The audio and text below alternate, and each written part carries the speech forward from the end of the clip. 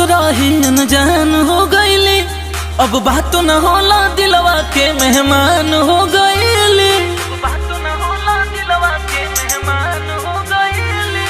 जान जान कहत रही अनजान हो गईली, अब बात न होला दिलवा के मेहमान हो गईली। लागता कि किसवा खोरनी जरा के दागल बा, ई दिल साला पागल बा। जे मिल ना पाई ओकरे से लागल बा, ई दिल साला पागल बा।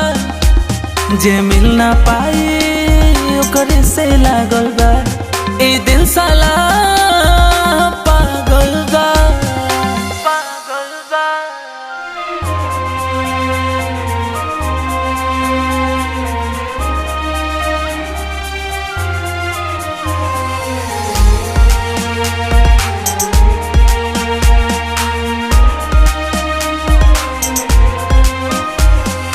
दर्द बढ़ता मरतानी, बिरह के आगे में जरतानी। दर्द है दिलवा के कैसे सही, सनम बेवफा बारी कैसे कहे। दिलवा से चैन अखिया से नींद भागल बा, ई दिल साला पागल बा। जे मिल ना पाई ओकरे से लागल बा, ई दिल साला पागल बा। जे मिल ना पाई ओकरे से लागल बा, ई दिल साला पागल बा, पागल बा।